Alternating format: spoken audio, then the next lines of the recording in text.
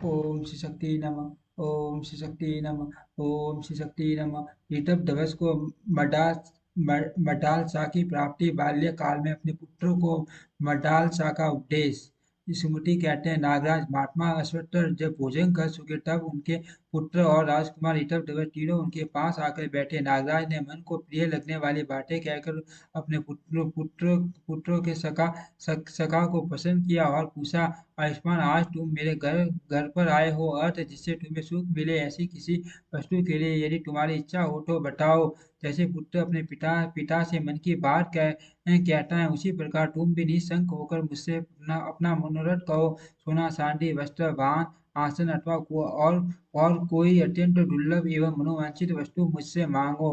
मांगो मांगो। कुबलयाश्व ने कहा, भगवान, आपके प्रसाद से मेरे पिता के घर में आज भी सुवर्ण आदि सभी बहुमूल्य वस्तुएं मौजूद है। इन सब वस्तुओं की मुझे आवश्यकता नहीं। जब तक पिताजी हजारों वर्षों तक पृथ्वी का शासन करते हैं और आप पाताल लोक का राज्य करते हैं, तब तक मेरा मन याचना करने के लिए उत्सुक नहीं हो सकता। जिनके जिनके पिता जीवित हैं वे परम सौभाग्यशाली और पुण्यात्मा हैं। भला मेरे पास क्या नहीं है सज्जन मित्र, निरोग शरीर, धन और यौवन, सभी सभी कुछ तो हैं। जो इस बात की चिंता न करके करके कि मेरे घर में धन है या नहीं, पिता की भुजाओं की ससैया में रहते हैं, वे सुखी हैं। जो लोग बचपन से ही पीटरहीन होकर कुटुंब का भार वहन करते हैं, उनका सुख भोग छिन जाने के कारण मैं तो यही समझता हूँ कि विधाता ने उन्हें सौभाग्य से वंचित कर रखा है।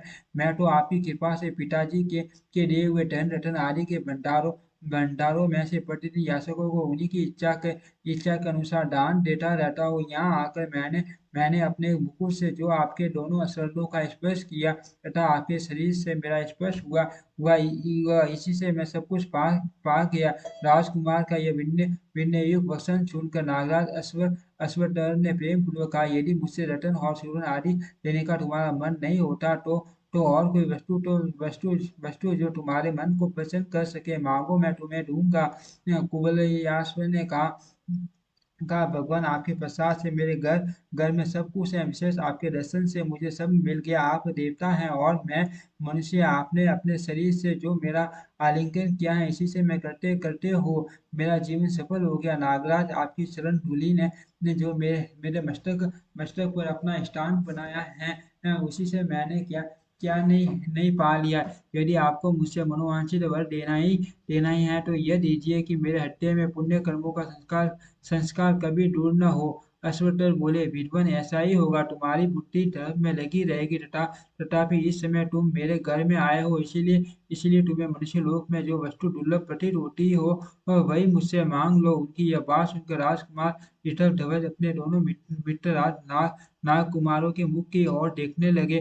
तब तब उन दोनों ने पिता को प्रणाम करके राजकुमार कुमार को अभीष्ट था उसे स्पष्ट रूप से कहना आरंभ किया।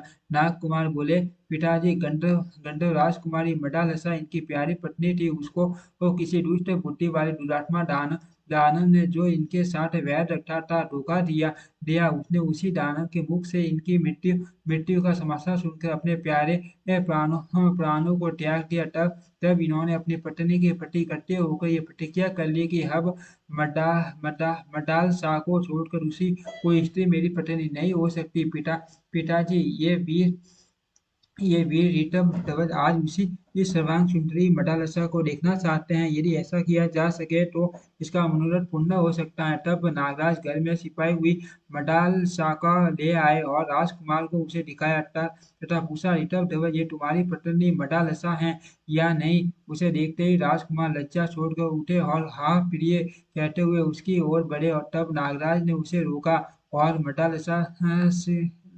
मडाल शाखा के मरकर जीवित होने आदि की सारी सारी कथा कह सुनाई। फिर तो राजकुमार ने प्रसन्न होकर अपनी प्यारी पत्नी को ग्रहण किया। तदनंतर उसके स्मरण करते ही उनका प्यारा अश्व वहां आ पहुंचा। उस समय नागराज को प्रणाम करके वे अश्व पर आरूढ़ हुए और मडाल शाखा के साथ अपने नगर को चल दिए। वहां पहुंचकर उन्होंने अपने पिता माता से इसके मरकर जीवित होने का सब समाचार निवेदन किया। कल्याणमयी मंडाल शाह ने भी सास ससुर के चरणों में प्रणाम किया तथा अन्य सज्जनों को भी यथा योग्य सम्मान दिया। तत्पश्चात नगर में पूर्व वासियों के यहाँ बहुत बड़ा उत्सव हुआ। इसके बाद बहुत समय बीतने के पश्चात महाराज शत्रुंजय ने पृथ्वी का बलिपाटी पालन करके परलोकवासी हो गए। तब तब पूर्ववासियों ने उनके महात्मा महात्मा पुत्र ऋषभ को, जिनके आसन तथा व्यवहार बड़े ही उदार थे, राजपद पर अभिषिक्त किया। वे भी अपनी प्रजा प्रजा का और पुत्रों की पाटी पालन करने लगे। तदंतर मडाल शाह का गर्भ से प्रथम पुत्र उत्पन्न हुआ। राजा ने उसका नाम विक्रांत रखा। इससे इससे कुटुंब के सब लोग बड़े प्रसन्न हुए, किंतु मटाल रसा वह नाम सुनकर हंसने लगी। उसने उठान सोकर जोर जोर से रोते हुए शिशु को बला बलाने के ब्याज से इस प्रकार कहना आरंभ किया। हे तात, तू तो शुद्ध आत्मा है, तेरा कोई नाम नहीं है। यह कल्पित नाम तो तुझे तुझे अभी मिला है। यह शरीर भी 5 फुटों का बना हुआ है। न यह तेरा है, न तू इसका है। फिर किस लिए रो रहा है?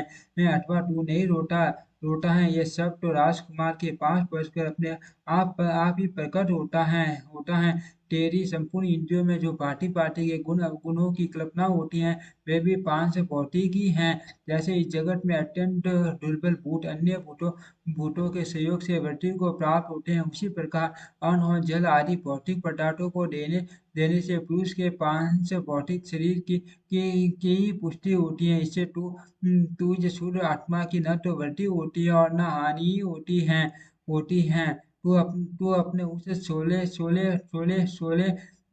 तथा इस देह रूपी शोले के जीर्ण शीर्ण होने पर मोह न करना। शुभ शुभ कर्मों के अनुसार यह देह प्राप्त हुआ है। तेरा यह शोला बड़ आदि से बंटा हुआ है। तू तू तो सर्वथा इसके मुक्त है। कोई जीव पिता के रूप में प्रसिद्ध है, कोई पुत्र कहलाता है, किसी को माता और किसी को प्यारी स्त्री कहते हैं। कोई यह मेरा है कहकर अपनाया जाता है, और कोई मेरा नहीं इस भाव से पराया माना जाता है। इस प्रकार ये भूत समुदाय के ही नाना रूप हैं, ऐसा मुझे मानना चाहिए। यद्यपि समस्त भोग दुख रूप है, तथापि मूढ़ मानव उन्हें दुख दूर करने वाला तथा सुख की प्राप्ति करने वाला समझता है। किंतु जो विद्वान है, इसका चित्त मोह से आसन नहीं हुआ, वे उन भोग जनित सुखों को भी दुखी मानते हैं। स्त्रियों की ऐसी क्या है? हड्डियों का प्रदर्शन, जिसे हम अत्यंत सुंदर नेत्र कहते हैं, वह मज्जा की कलुषता है, और मोटे मोटे कुश आदि घने मांस की ग्रंथियां हैं। अतः पुरुष जिस पर अनुराग करता है, वह युवती स्त्री क्या नर की जीती जागती मूर्ति नहीं है? पृथ्वी पर सवारी चलती है, सवारी पर यह शरीर रहता है, और इस शरीर में भी एक दूसरा पुरुष बैठा रहता है। किंतु पृथ्वी और सवारी में वैसी अधिक ममता नहीं देखी जाती, जैसे कि अपने देह में दृष्टि गोचर होती है। यही मूर्खता है। जो जो वह बालक बढ़ने लगा, त्यों त्यों ही महारानी मडाल ऐसा प्रतिदिन उसे बहलाने आदि के द्वारा ममता शून्य ज्ञान का उपदेश करने लगी। जैसे जैसे उसके शरीर में बल आता गया, और जैसे जैसे वह पिता से व्यवहारिक बुद्धि सीखने लगा, वैसे ही वैसे माता के वचनों से उसे आत्म तत्व का ज्ञान भी प्राप्त होता गया। इस प्रकार माता ने जन्म से ही अपने पुत्रों को ऐसा उपदेश दिया, जिससे ज्ञानी एवं ममता शून्य होकर उसने गार्हस्थ्य धर्म के प्रति अपने मन को नहीं जाने दिया। इस प्रकार जब मटाल शाह के गर्भ से दूसरा पुत्र उत्पन्न हुआ, तब पिता ने उसका नाम सुबाहु रखा। इस पर भी मटाल ऐसा हंसने लगी। उस बालक को भी वह पहले की भांति बहलाते बहलाते बचपन से ही ऐसा उपदेश देने लगी, जिससे वह परम बुद्धिमान ज्ञानी हो गया। तृतीय पुत्र उत्पन्न होने पर राजा ने उसका नाम शत्रुमर्दन रखा। इस पर भी सुंदरी मडालसा बहुत देर तक हंसती रही, तथा उसको भी उसने पहले की ही भांति बाल्यकाल से ही ज्ञान का उपदेश दिया। बड़ा होने पर वह निष्काम कर्म करने लगा, सकाम कर्म की और वह उसकी रुचि नहीं रही। राजा ऋषभ जब छोटे पुत्र का नामकरण करने चले, तब सदाचार परायण मडालसा पर उनकी दृष्टि पड़ी। उस समय वह मंद मंद मुस्कुरा रही थी। उसने हंसते हंसते एक राजा को कुछ कौतूहल हुआ अर्थ उन्होंने पूछा, देवी जब मैं नामकरण करने चलता हूँ तब तुम हंसती क्यों हो? इसका कारण बताओ। मैं तो समझता हूँ कि वो विक्रांत सुबाहु और शत्रु मर्दन ये सुंदर नाम रखे गए हैं। ये क्षत्रियों के योग्य तथा शौर्य में उपयोगी हैं। बटे यदि तुम्हारे मन में यह बात हो कि ये नाम अच्छे नहीं है तो मेरे छोटे पुत्र का नाम तुम स्वयं ही रखो। मडा मडाल जैसा बोली, महाराज आपकी आज्ञा का पालन करना मेरा कर्तव्य है। अर्थ आप जैसा कहते हैं उसके अनुसार मैं आपके छोटे पुत्र का नाम स्वयं ही रखूंगी। ये धर्म के बालक इस संसार में अलर्क के नाम से विख्यात होगा। आपका यह कनिष्ठ पुत्र बड़ा बुद्धिमान होगा। माता के द्वारा रखे गए अलग इस असंबद्ध नाम को सुनकर राजा ठठाकर हंस पड़े और इस प्रकार बोले, सुबह तुमने मेरे पुत्र का जो यह अलर्क नाम रखा है उसका क्या कारण है? ऐसा ऐसा असंबद्ध नाम क्यों रखा है? इसका इसका अर्थ क्या है? मटा मटालसा ने कहा, महाराज यह तो व्यावहारिक कल्पना है। लौकिक व्यवहार चलाने के लिए कोई सा नाम रख लिया जाता है। इससे पुरुष का कुछ भी संबंध नहीं है। आपने भी जो नाम रखे हैं वे भी निरर्थक ही हैं। कैसे सो बतलाती बतलाती है, सुनिए। ज्ञानी लोग पुरुष आत्मा को व्यापक बतलाते हैं। आपने प्रथम पुत्र का नाम विक्रांत रखा, इसके अर्थ पर विचार कीजिए। क्रांति का अर्थ है गति। एक स्थान से दूसरे स्थान में जाने को गति कहते हैं। जब इस देह का ईश्वर आत्मा सर्वत्र व्यापक है तब वह दूसरी जगह जा नहीं सकता। अर्थ उसका नाम विक्रांत रखना मुझे निरर्थक ही जान पड़ता है। पृथ्वीनाथ दूसरे पुत्र का जो सुबाहु नाम रखा वह भी व्यर्थ ही है, क्योंकि आत्मा निराकार है। उसको उसको वहां कहाँ से आई? तृतीय पुत्र जो अरिमर्दन नाम नियत किया गया, मेरी समझ से वह भी असंबद्ध ही है। असंबद्ध ही है। इसका कारण भी सुनिए।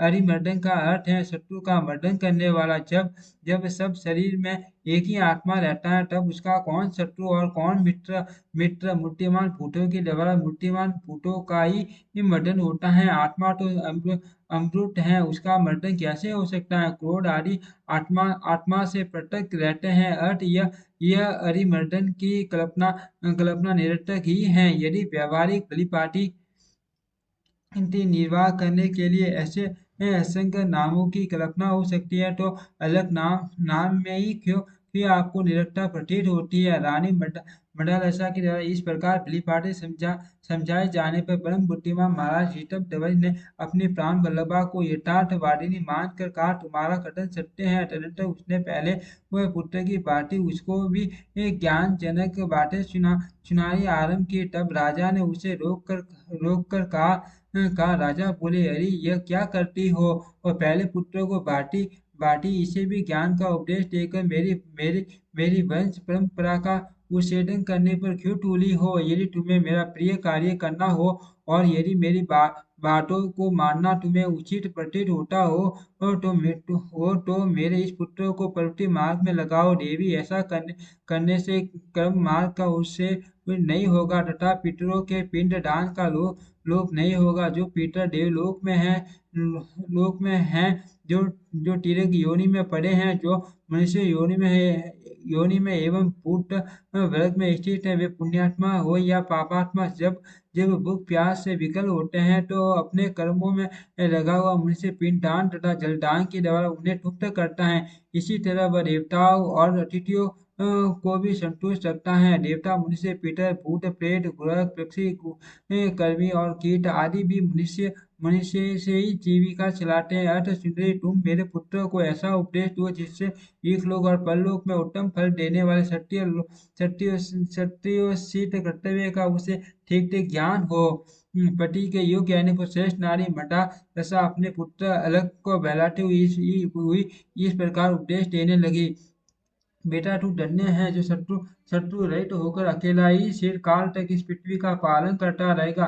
पृथ्वी के पालन से तुझे सुख भोग की प्राप्ति हो और धर्म के फल स्वरूप तुझे तुझे अमर तत्व मिले। पर्वों के दिन ब्राह्मणों को भोजन द्वारा तृप्त करना, बंधु बांधवों की इच्छा पूर्ण करना, अपने हृदय में दूसरों की भलाई का ध्यान रखना और पराई स्त्रियों की ओर कभी मन को न जाने देना। अपने मन में सदा श्री विष्णु भगवान का चिंतन करना, उनके ध्यान ध्यान से अंतम करके काम क्रोध आदि सर्व शत्रुओं को जीतना, ज्ञान के द्वारा माया का निवारण करना और जगत की अनित्य का विचार करते रहना, धन की आय आय के लिए राजाओं पर विजय प्राप्त करना, यश के लिए धन का सदव्यय करना, पराई निंदा सुनने से डरते रहना तथा विपत्ति के समुद्र में पड़े हुए लोगों का उद्धार करना। वीर तू अनेक यज्ञों के द्वारा देवताओं को तथा धन के द्वारा ब्राह्मणों एवं शरणागतों को संतुष्ट करना, कामना पूर्ति के द्वारा स्त्रियों को प्रसन्न रखना और युद्ध के द्वारा शत्रुओं के शक्य छुड़ाना। बाल्यावस्था में तू भाई बंधुओं को आनंद देना, कुमारावस्था में आज्ञा पालन के द्वारा गुरुजनों को संतुष्ट रखना, युवावस्था में उत्तम कुल को सुशोभित करने वाली स्त्री को प्रसन्न रखना और वृद्धावस्था में वन के भीतर निवास करते हुए वनवासियों को सुख देना, तात राज्य करते हुए अपने सूर्यों को प्रसन्न रखना, साधु पुरुषों की रक्षा करते हुए यज्ञों द्वारा भगवान का यजन करना, संग्राम में दुष्ट शत्रुओं का संहार करते हुए गौ और ब्राह्मणों की रक्षा के लिए अपने प्राण निछावर कर देना। ओम श्री शक्ति नमः। ओम श्री शक्ति नमः।